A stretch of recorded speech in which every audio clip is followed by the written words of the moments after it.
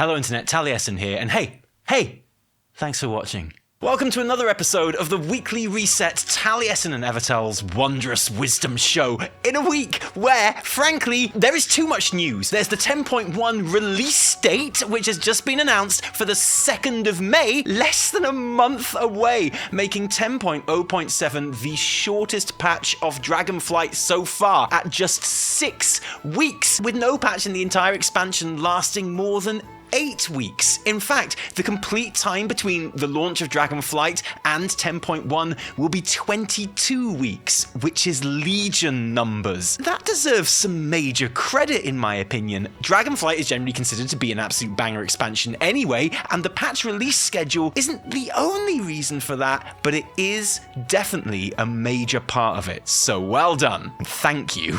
So in less than a month, we will be seeing that awesome cinematic or cutscene depicting Iridikron destroying the land around the Dragon Isles and giving himself and us access to the Zaralek Caverns. In less than a month, we will be exploring another new zone and doing story quests, earning renown with a Niffen to get awesome hats, preparing for the new raid, Aberrus, which hits a couple of weeks later with the new Mythic Plus season, which don't forget has a completely fresh dungeon lineup, and of course loot tables, and as you can imagine, the PTR is going crazy with new things to test right now, like the new Sniff and Seek digging minigame, now testable. Have I tested it yet? No! Because I've been too busy reserving very important names to go with the new Niffen Renown title, Smelly, like Azcrack and Mabelli. New achievements, rewards, mounts, tier set bonus changes. We won't be covering any of that in this episode, but of course, as always, there are links to relevant Wowhead articles in the description below. And that's not the end of the news. There's new Blizzard promotions, like the promise of a new Twitch Prime reward every month this year. The first being the Big Battle Bear, an old trading card mount that is currently, or at least was before everyone could just get it for free, selling online for over $300, which is like $100 per pixel. And the story here is, yay, free stuff for Prime users, but also stop buying trading card game mounts. For the love of God, do not spend another penny on that stuff, because there is a very strong chance that every single one of those bad boys is going to find their way into a free promotion at some point soon. And yes, even the cock. Riding the cock used to be a pretty exclusive and very expensive experience. Like, it's still now a pretty major status symbol to be seen riding the cock in public. But as a WoW news guy, my genuine advice is to stop spending money on the cock, because in all likelihood soon, that cock is going to be available to anyone who wants to get their hands on it, which is everyone. And that's not a promise, obviously. I'm not promising free cock right now. It's not my decision to make. It just seems to be the direction that things are going, okay? So yes, anyway, there is too much news happening every week right now, so today I just want to focus on what I consider to be the most recent of the most interesting stories. The April trading post, which opened on Saturday, why I'm legitimately disappointed by it, data mining around future trading posts, including in my opinion some of the best transmog ideas I have ever seen, and of course the new data mined evidence from Wowhead that even more strongly supports the idea that there is a third Evoker Spec on the way in a 10.1 patch. Which, we've talked about this before, right? And when you saw the video title of that episode, you were like, nah, that is clickbait, mate. No way. But then you watched the video and you were like, oh, actually, yeah, he's right. That's pretty solid. Fair play. So remember, I didn't let you down then. I'm not letting you down now when I tell you that this newest evidence is even stronger than the literal quest text we had before. It's kind of wild. But first, the trading post. Like I say, it opened on Saturday, but Blizzard made the probably quite wise decision to publish a full preview of the new, definitely not a battle pass items the night before. Having the whole WoW internet discuss and share images of previously secret new items on April Fool's Day, just too much potential for confusion, disappointment, and disaster. I think they made the right call. And by now, there are some things that we have come to expect and which are established. The kind of thing you know you're going to find on the trading post every week. Like a new matching hood, scarf, and cloak combo, an item which has appeared on every trading trading post so far, and which we have already data mined over 12 different color variations for, meaning that these bad boys are totally going to be a dependable stock item for over the next year. And that's an extremely good thing, because the scarf in particular is genuinely, this isn't a joke, my favorite thing about the trading post. In a world where the majority of my character transmogs don't use a helmet, that scarf is an absolute godsend and gets near constant use. It pretty much just goes with anything, enhances nearly any mog that I can use it on. The only thing I don't like about the scarf is that up until now, there have been only 2 color variants, because of course there have only been 2 trading posts. So every month that goes by is a new color that I get access to, and a new option that I have for my favorite transmog item. And if you've been playing WoW at all over the weekend, then you know that there was no new hood and scarf and cloak combo on that April trading post, and f*** this game, seriously. It was a shit show, obviously. Where is my scarf, Blizz? Blizz, why you no scarf for Blizz, okay, look, I'm sorry if I shouted back there, but I need you to know I'm not angry, sorry, I'm just upset. You see, the thing is, I was really looking forward to the new scarf, and I shouldn't have done the swearing, so I'm sorry about all that, but please, could you consider maybe putting one of the many scarves that I know you have ready to go on this month's trading post retroactively? Like, seriously, just patch it in. You can do that, right? Just patch it in. I promise everyone will love it, and yeah, that would be great. Do that, please, you fishing idiots. And yeah, okay, so every single one of those comments was from me specifically rather than the wider community, but I just really wanted the scarf though. But it's okay, you know, I just needed to vent a little bit. I'm over it. Even forgetting about the scarf though, like Blizzard did, I would say that for me personally, this was probably the least exciting of the trading post offerings so far. The Magenta Cloud Serpent obviously being one of the big ticket headline items, as well as another recolored island expedition set, which lots of people are pretty excited about, but neither of which are exactly must-buys for me. Although I will say it is a relief to have a mount reward on the trading post again, if only because last month showed us that there is nothing sadder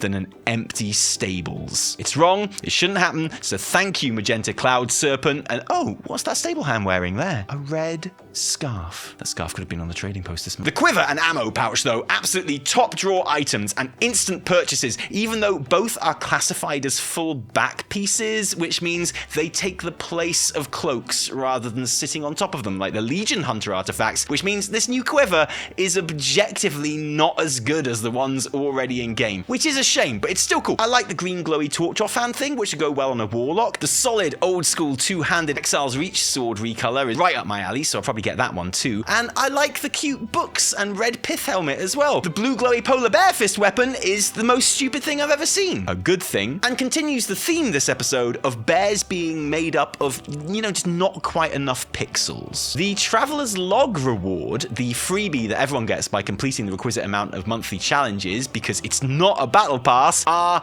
the Blades of Elune. Sorry, I mean the Blades of Elune, a pair of one-handed swords with a decidedly night elf kind of feel, which of course, as one-handed swords, can't be equipped by every class. Priests like me, bum out of luck. This reward is ass. Yay, no reward. Yeah, ranged players will love this. Can't wait to put it on my hunter. What a joke. Druid-themed weapons that druids can't use. Nice. Yeah, it does seem like an odd choice, them being so specific when previous rewards in this slot were things which were usable by everyone and a bit more universally themed, but that's not to say I mind too much, honestly. Like I say, my personal interest in this month's rewards is absolutely the least I've felt so far, but I see nothing wrong in principle with putting incredibly specific stuff on the trading post, and sometimes I'm going to be able to use them, sometimes I won't. At the moment, and I reserve the right to change this opinion, it's fine. Sometimes I'm going to really like them, sometimes I won't. It's no big deal, and there'll be a bunch more stuff next month, including, I hope, a new scarf, but it's not a big deal. I don't even care that much, so actually, I don't even know why you mentioned the scarf though. But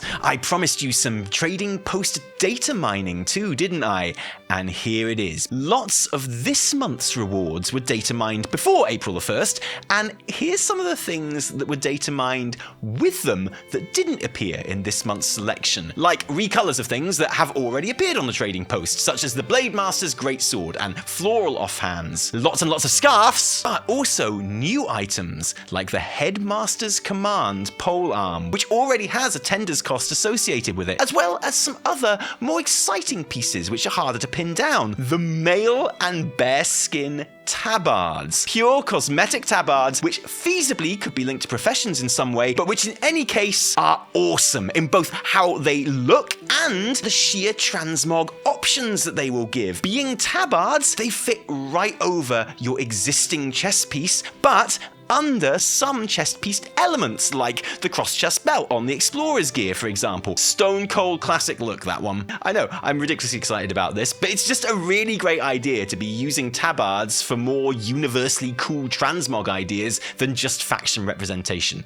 I love the new spiky shield and sword combos, of which there are many color options. There's just a lot of, oftentimes, class-specific weapon models appearing in the data right now, which are probably to do with the trading post. Not to mention these very cool and old school looking armor sets, which might be trading post or might be a 10.1 thing. But now I must talk about evokers, and I must talk about the third spec. And I should have got this video out a day or two earlier, sorry, but we had a busy weekend. There has been a major development in the very, very compelling case that there is a third playable spec for evokers about to be enabled at some point during 10.1. I would say the best evidence yet. And bear in mind, the evidence we had already is, red spoiler obviously, a data mined quest chain exclusively for evokers where Abyssian sends you to wake up and then fight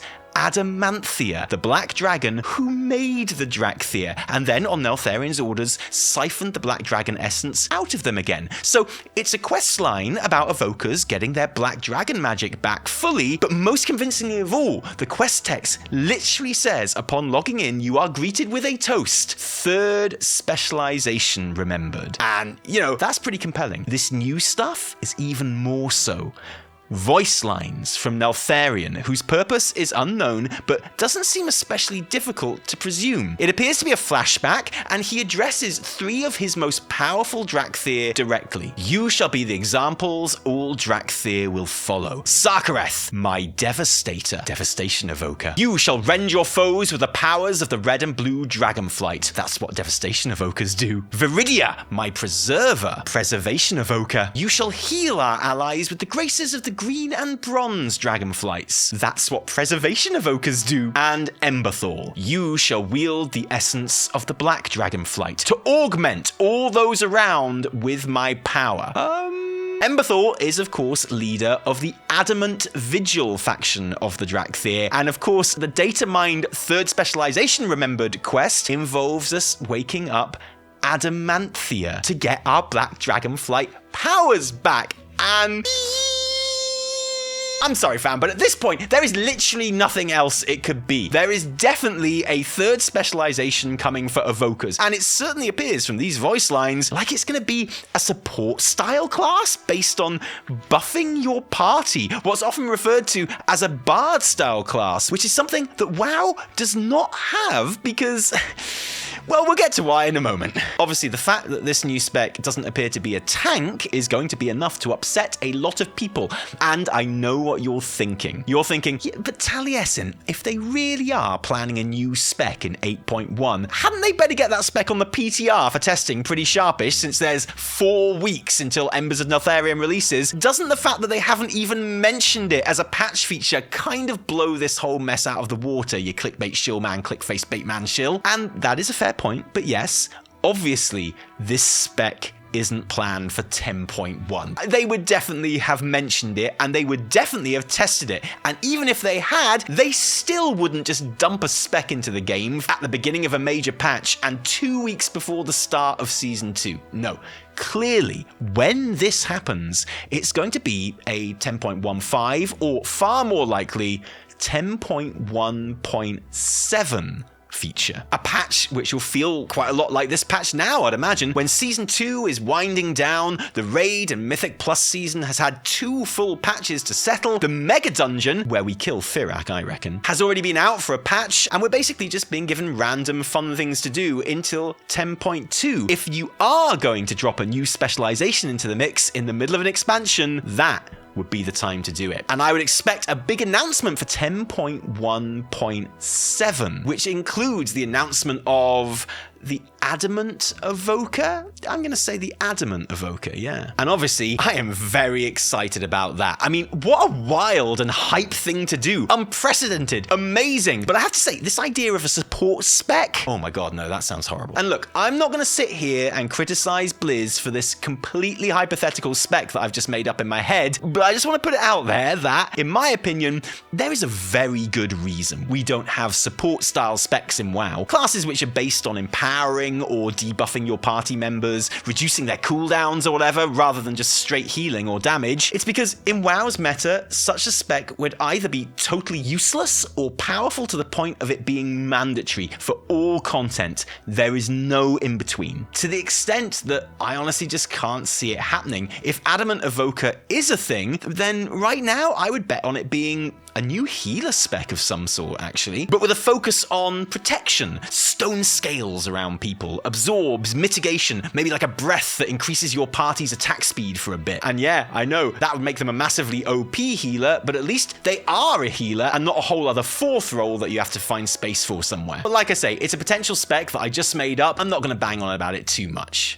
Yet. Sorry there's no Evitel today. She's putting furniture together in the spare room because we've got some visitors coming later in the month. And honestly, I've got to say that if this is how the Dragonflight news cycle is going to continue, like non-stop, quick-fire releases and new announcements all the time, then yay, obviously, but we might have to look at how we put these episodes together, because frankly, a single weekly reset probably isn't enough to cover everything properly. I don't know, let me know what you think in the comments, I guess. But thanks for joining us today. If you like this video, don't thank us, thank our patrons who give their actual real-life money to make all of our work happen. And seriously, genuinely, sincerely, thank you, because without you, there would be a whole lot less Taliesin and Evitel. If you didn't like it, downvote the shit out of it. Remember, my name is Evitel. I miss you, Evitel. No, my name is Taliesin. I don't miss her anyway, I just saw her. That was an impression of you. Cheerio.